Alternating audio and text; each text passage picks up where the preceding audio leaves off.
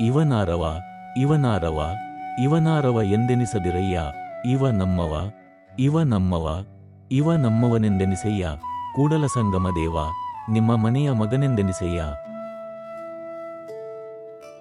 ಬಸವಣ್ಣನವರ ಈ ವಚನ ಬಹಳ ಪ್ರಸಿದ್ಧವಾದದ್ದು. 3 ಸಾಲುಗಳ ಈ ವಚನವನ್ನು ಪೂರ್ತಿಯಾಗಿ ಅರ್ಥಮಾಡಿಕೊಳ್ಳಲು ಇಲ್ಲಿ ಬರುವ ಇವ ನಮ್ಮವ ಎಂಬ ಪದಗಳು ಯಾರನ್ನು ಸೂಚಿಸುತ್ತವೆ ಎಂಬುದನ್ನು ತಿಳಿದುಕೊಳ್ಳಲು ಅವರ 100 ವಚನಗಳನ್ನು ಗಮನಿಸುವುದು ಮುಖ್ಯವಾಗುತ್ತದೆ.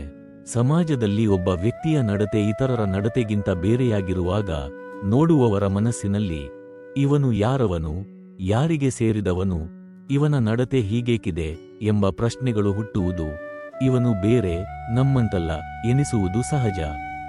ತನ್ನನ್ನು ನೋಡುವವರ ಮನಸ್ಸಿನಲ್ಲಿ ತನ್ನ ಬಗ್ಗೆ ಇಂತಹ ಪ್ರಶ್ನೆಗಳು ಹುಟ್ಟದಿರಲಿ, ಅವರು ನನ್ನ ಬಗ್ಗೆ ಅಸಹನೆ ಮತ್ತು ಜುಗುಪ್ಸೆಯಿಂದ ಹೀಗೆ ಕೇಳದಿರಲಿ, ನನ್ನನ್ನು ಬೇರೆಯವನು ಎನ್ನದಿರಲಿ ಎನ್ನುತ್ತಾರೆ ಬಸವಣ್ಣನವರು.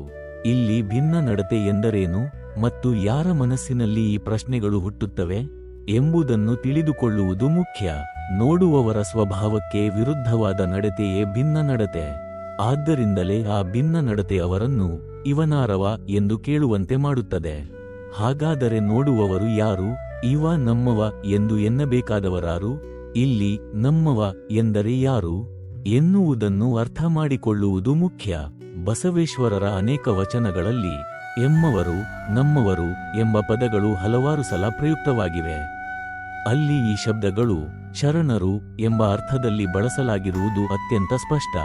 ಇಲ್ಲಿಯೂ ಅವರು ನಮ್ಮವ ಎಂಬ ಪದ ಶರಣ ಎಂಬ ಅರ್ಥದಲ್ಲಿಯೇ ಬಳಸಿದ್ದಾರೆ. ಅಂದರೆ ಶರಣರು ನನ್ನನ್ನು ನೋಡಿ ಇವನು ಯಾರವ ಎನ್ನದೆ ಇವ ನಮ್ಮವ ಎನ್ನಲಿ ಎಂಬುದು ಅವರ ಇಷ್ಟ. ಅಂದರೆ ತನ್ನ ನಡತೆ ಶರಣರ ನಡತೆಯ ಹಾಗೆ ಇರುವಂತೆ ಮಾಡು ಎಂದರ್ಥ. ಶರಣರಂತೆ ಆಗುವುದು ಎಂದರೇನು?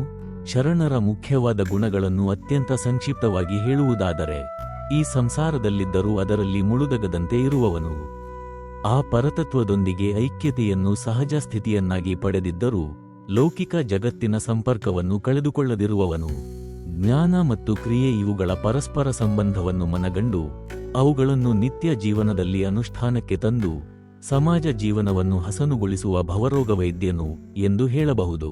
ಇದಕ್ಕೆ ಪ್ರತಿಯಾಗಿ ತನ್ನ ಇರವನ್ನು ಗಮನಿಸಿದಾಗ ಬಸವಣ್ಣನವರಿಗೆ ತಮ್ಮಲ್ಲಿ ಅಪಾರ ಕುಂದು ಕೊರತೆಗಳು ಕಂಡುಬರುತ್ತವೆ. ತಾನು ಸಂಸಾರ ಸಾಗರದಲ್ಲಿ ಮುಳುಗುತ್ತಿದ್ದೇನೆ, ನನ್ನ ಮನಸ್ಸು ಹುಳುಕಿನಿಂದ ತುಂಬಿದೆ, ನನ್ನ ನಡತೆಯೊಂದು ರೀತಿಯದಾಗಿದ್ದರೆ ನುಡಿಯೇ ಇನ್ನೊಂದು ರೀತಿಯದು, ಅಲ್ಲಿ ಯಾವ ಹೊಂದಾಣಿಕೆಯೂ ಇಲ್ಲ, ನಾನು ಜನರ ಮುಂದೆ ಒಳ್ಳೆಯವನಾಗಿ ತೋರುತ್ತೇನೆ, ಆದರೆ ನನ್ನ ಮುಂದಿನ ಕೀಳು ಸ್ವಭಾವಗಳು ನನ್ನನ್ನು ಬಿಡುತ್ತಿಲ್ಲ ಎಂದು ಮುಂತಾಗಿ ಪರಿತಪಿಸುತ್ತಾರೆ.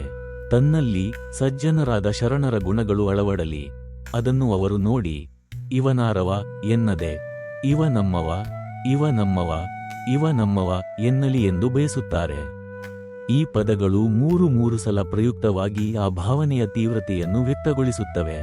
ಈ ವಚನದಲ್ಲಿ ಇನ್ನೂ ಒಂದು ಅರ್ಥವೂ ಅಡಗಿದೆ. ಈ ಜಗತ್ತಿನಲ್ಲಿರುವುದೆಲ್ಲವೂ ಕೂಡಲ ಸಂಗಮನ ಅಂಶವೇ. ಆದ್ದರಿಂದ ಮರವೆಯಿಂದ ನಾನು ಇವನಾರವ ಎಂದು ಯೋಚಿಸುವಂತೆ ಮಾಡದಿರು. ಎಲ್ಲರೂ ನಮ್ಮವರೇ, ಎಲ್ಲರೂ ಕೂಡಲ ಸಂಗಮನ ಮನೆಯ ಮಕ್ಕಳೇ ಎಂದೆನಿಸು ಎಂದು.